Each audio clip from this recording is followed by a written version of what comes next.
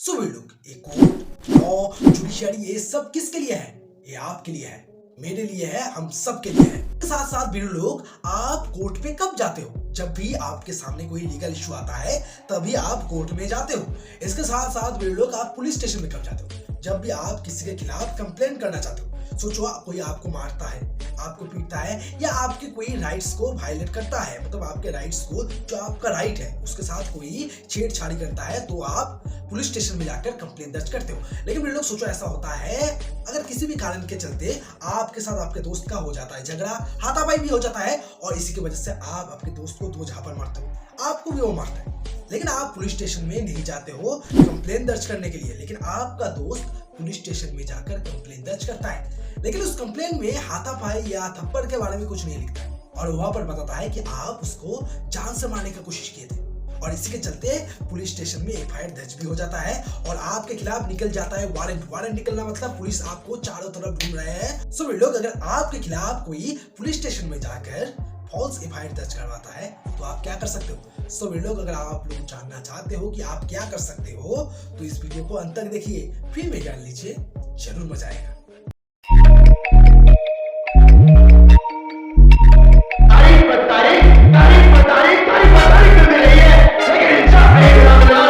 लोग असल में हम लोग कोर्ट में क्यों जाते हैं? मेरे लोग कोर्ट में हम लोग जाते हैं जस्टिस के लिए, लेकिन मेरे लोग बहुत सारे लोग इसी जस्टिस का सहारा लेते हुए बहुत सारे फॉल्स एफआईआर दर्ज करवाते हैं पुलिस स्टेशन में। तो कांड कुछ होता है और उस एफआईआर में कुछ अलग ही लिखा जाता है, मतलब कुछ बड़ा चला के लिखा जाता है।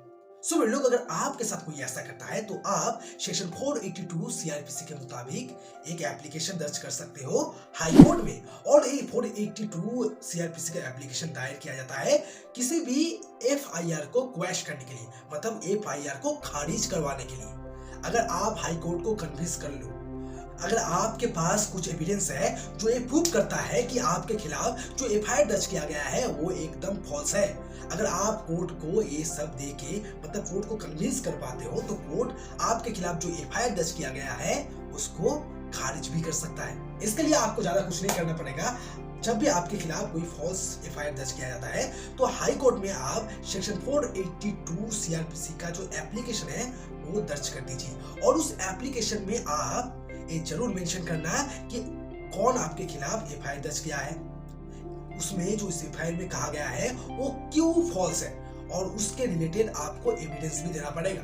अगर हाई कोर्ट को सही लगता है तो हाई कोर्ट जल्द से जल्द उस मैटर को लेकर एक सुनवाई स्टार्ट करेगा। अगर हाई कोर्ट देखता है कि हाई कोर्ट जल्द से जल्द उस मैटर में सुनवाई ना कर पाए तो हाई कोर्ट के पास बहुत सारा ऑप्शन है। अगर हाई कोर्ट चाहे तो इन्वेस्टिगेशन को रोक सकता है और हाई कोर्ट उस इन्वेस्टिगेटिंग ऑफिसर मतलब जो इस मैटर में जो इस केस में इन्वेस्टिगेशन कर रहा है उस ऑफिसर को ये ऑर्डर कर सकता है कि आप जल्द से जल्द वो एफआईआर का रिकॉर्ड हाई कोर्ट में भेजो।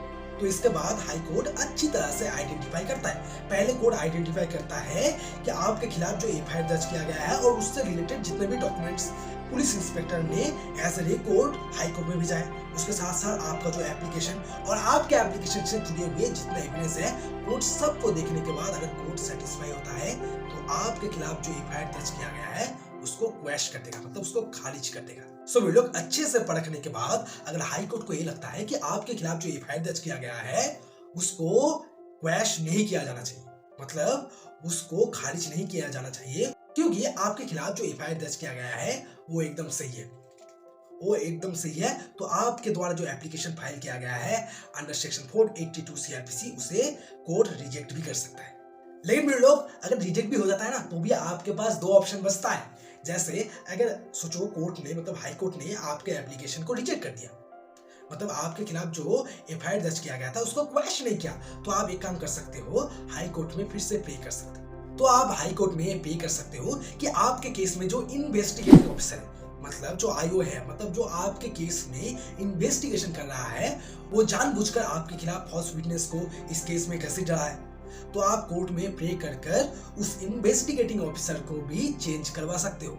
इसके साथ साथ अगर आपके खिलाफ इस केस में वारंट निकल चुका है और वो एक नॉन अवेलेबल वारंट है तो उस सिचुएशन में आप हाई कोर्ट में प्रे कर सकते हो कि आपका जो नॉन अवेलेबल वारंट है उसे अवेलेबल वारंट में कन्वर्ट कर दे, क्योंकि आप high court as well as administration, मतलब पुलिस को इस केस के इन्वेस्टिगेशन करने में हेल्प करोगे।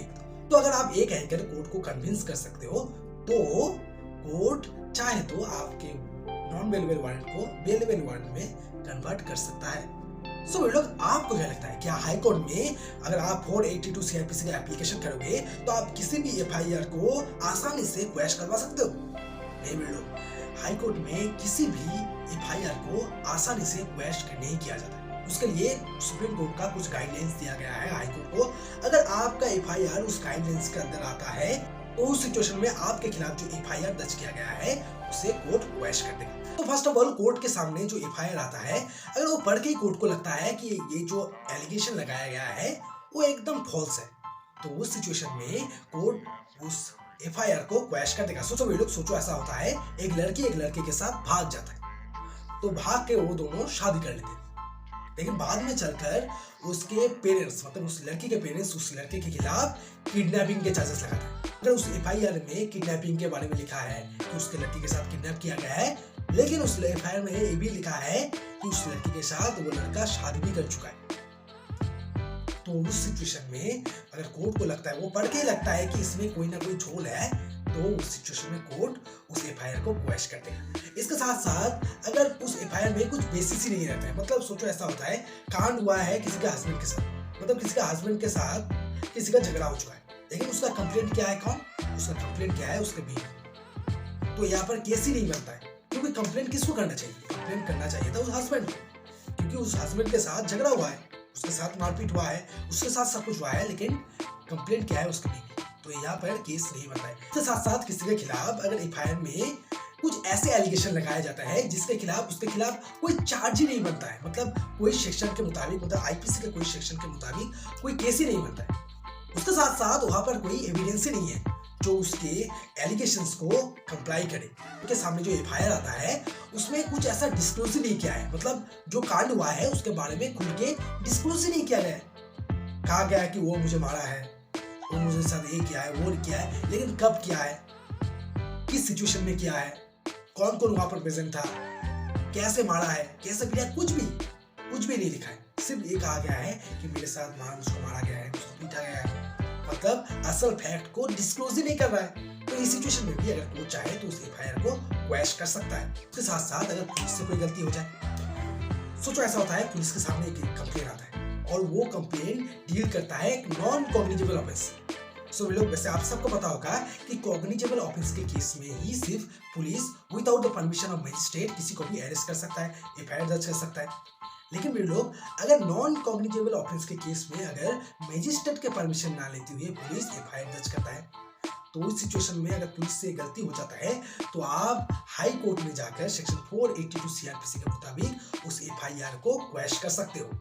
सो लोग, सोचो ऐसा होता है, आपके साथ आपका दोस्त का झगड़ा हो जाता है और इसी के चलते हाथापाई भी हो जाता है, तो इसी के चलते आपके दोस्त पुलिस स्टेशन में जाके आपके खिलाफ एक फॉल्स कंप्लेंट दर्ज करवा देता है। बाद में चल के आप दोनों के बीच सुलह हो जाता है, तो वो उस सिचुएशन में आप चाहो तो उस एफिडेविट में एक राजीनामा, जिसको कहा जाता है कंप्रोमाइज, मतलब आप दोनों के बीच सब सही हो चुका है, तो उसका एक एफिडेविट सेक्शन 482 सीआरपीसी के एप्लीकेशन के साथ हाई कोर्ट में भेज सकते हो।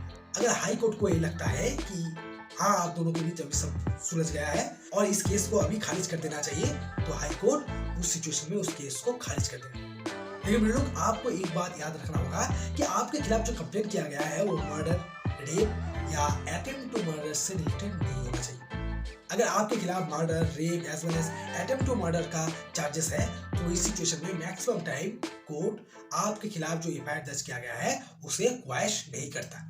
सो वे लोग, आज के लिए इतना ही। आशा करता हूँ आपको पता चल गया है। अगर आपके खिलाफ कोई फॉल्स एफआईआर दर्ज करता है तो आप कैसे हाई कोर्ट में जाकर सेक्शन 482 सीआरपीसी के एप्लीकेशन को दर्ज करवा के उस केस से, मतलब उस एफआईआर को खारिज भी कर सकते हो और उस केस से बाहर भी निकल आ सकते हो आसानी से। सो वे लोग, hope you like the video. If you like the video, do like, share, subscribe and hit the bell icon.